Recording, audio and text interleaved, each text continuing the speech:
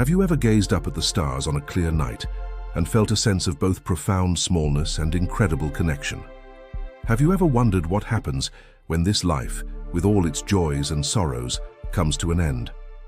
It's a question that has captivated humanity for millennia, whispered in ancient temples and debated in modern living rooms. While we all have our own beliefs, there's a beautiful recurring theme that echoes through countless spiritual traditions, philosophies, and near-death experiences: the idea of returning to Source. Imagine for a moment that everything you see, everything you feel, everything you are originates from a single infinite wellspring of pure consciousness. Some call it God, some call it the universe, others call it love, light, or simply the Source. It's the creative energy that sparked the galaxies into existence, that painted the first sunrise, and that breathes life into every living being, from the smallest microbe to the largest whale. And most importantly, it's the very essence of you. Many spiritual teachings suggest that our individual souls are like drops of water, temporarily separated from a vast, boundless ocean. We come into this physical world to experience, to learn, to grow, and to feel the full spectrum of what it means to be human. We experience separation, challenges, and immense beauty, all part of the intricate tapestry of our earthly journey. But what happens when that journey is complete? This is where the concept of the return becomes so powerful. It's not an end, but a homecoming. Picture it not as a final curtain call, but as a gentle dissolving back into that magnificent ocean of love and light from which we came. It's the release of the individual ego, the worries, the fears, and the limitations of our physical form. It's a merging back into a state of pure, unconditional love and unity. People who have had near-death experiences often describe this in breathtakingly similar ways. They speak of traveling through a tunnel towards a brilliant, loving light, a light that isn't just seen but felt. It's a light of total acceptance, peace, and understanding, where they feel more at home than they ever did on Earth. They report a life review, not as a judgment, but as an opportunity to see their life from a higher perspective, to understand the impact of their actions, and to feel the love that connected every moment. They describe a feeling of being reconnected with all that is, a reunion with the universal consciousness. This journey back to Source isn't about losing yourself. In fact, many believe it's about finding your true self, your eternal self, stripped of all the temporary labels and roles we play in life. You are not just your job, your relationships, or your accomplishments. You are a timeless piece of the cosmos, a spark of the divine. The return to Source is a remembrance of this profound truth. It's a moment to reintegrate all the lessons, the love, and the experiences you've gathered, adding them back into the collective wisdom of the universe. And what happens after this blissful reunion? Here, the traditions offer a beautiful possibility: choice. From this place of perfect wholeness and clarity, we may choose to rest, to continue learning in other realms of existence, or, when we are ready, to dive back into the river of life once more.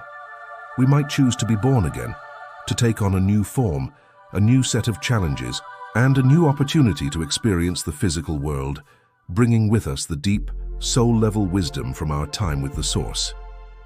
Why would we choose to leave that perfect unity? Perhaps because the universe delights in experiencing itself through our eyes.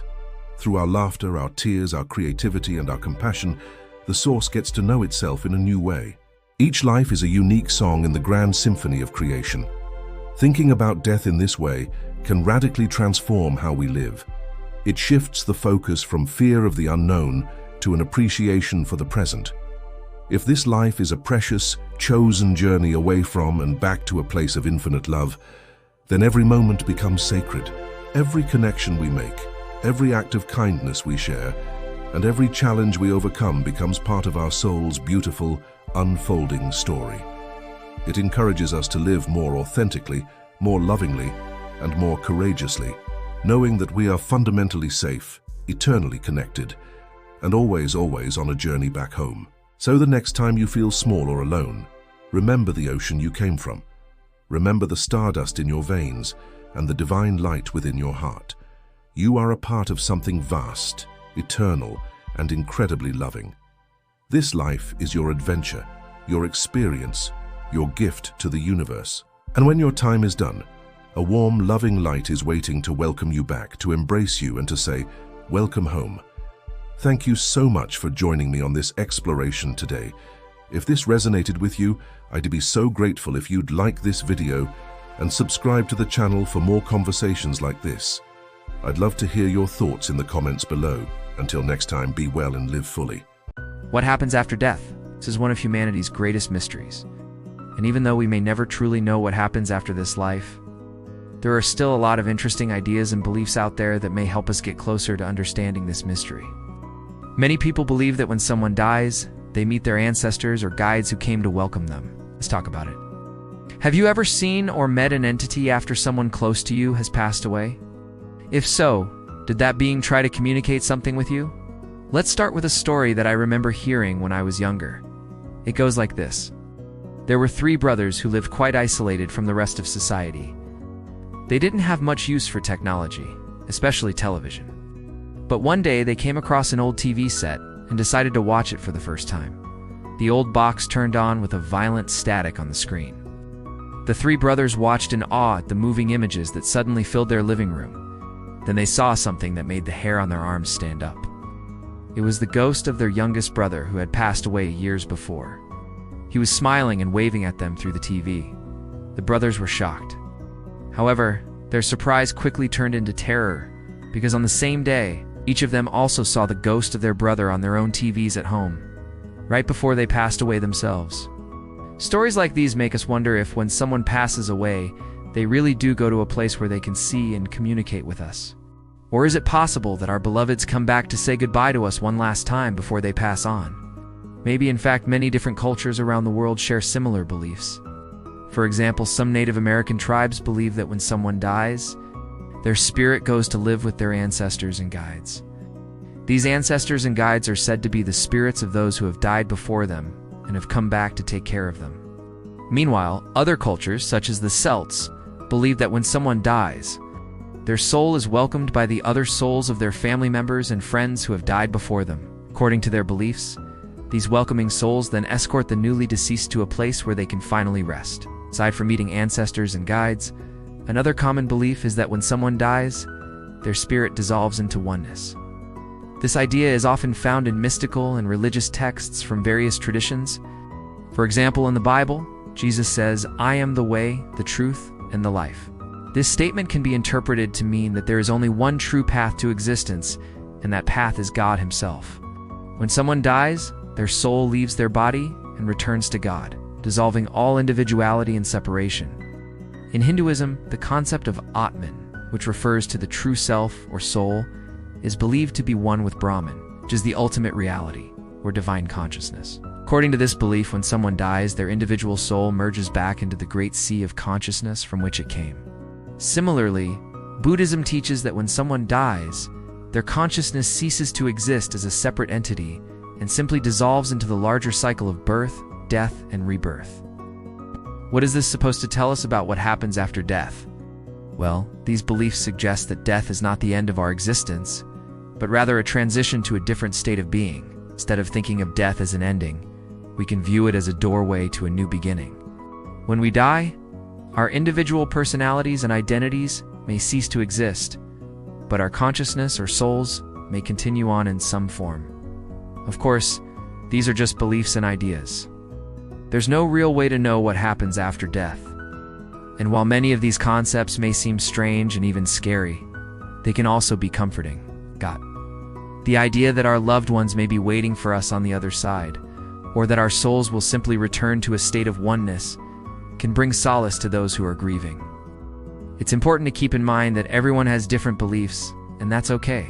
Some people may find comfort in religious teachings, while others may prefer more secular perspectives. Ultimately, what happens after death is a mystery that each of us must face on our own. Now let's talk about reincarnation.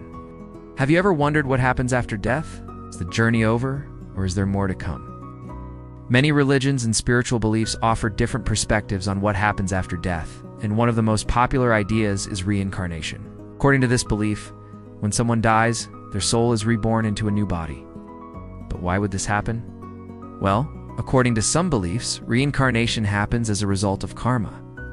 Karma is a concept that is found in many different religions and spiritual traditions, and it basically means that every action has a consequence. Good actions create good karma, which can lead to positive experiences in this life or in future lives. On the other hand, bad actions create bad karma, which can lead to negative experiences. So when someone dies, they are reborn based on the karma they have created in their past life. If they have good karma, they may be reborn into a wealthy family or as an animal that gets to enjoy its life. But if they have bad karma, they might be reborn into poverty or as an animal that suffers. The goal of reincarnation is to learn and grow as a soul. We are all here to learn valuable lessons and evolve into better beings. Sometimes we need to come back to Earth to learn those lessons again and again until we get it right. That's why some believe that reincarnation can happen many times over. Each time we are reborn into a new body in a new situation, we have the opportunity to learn what we didn't learn in our previous lives. Eventually, when we have learned all the lessons we need to learn, we reach enlightenment and are free from the cycle of reincarnation. Of course, this idea of reincarnation can be hard to understand. Why would we need to come back again and again to learn our lessons? And what does it mean to be enlightened? Well, these are deep questions that have been pondered by philosophers and theologians for centuries. Different religions and spiritual traditions have different answers. But ultimately, the idea of reincarnation is a matter of faith. There is no scientific evidence to prove or disprove this belief, and each person must decide for themselves what they believe. Some people find comfort in the idea of reincarnation because it offers the possibility of multiple chances. If we make mistakes in this life, we can learn from them and do better next time.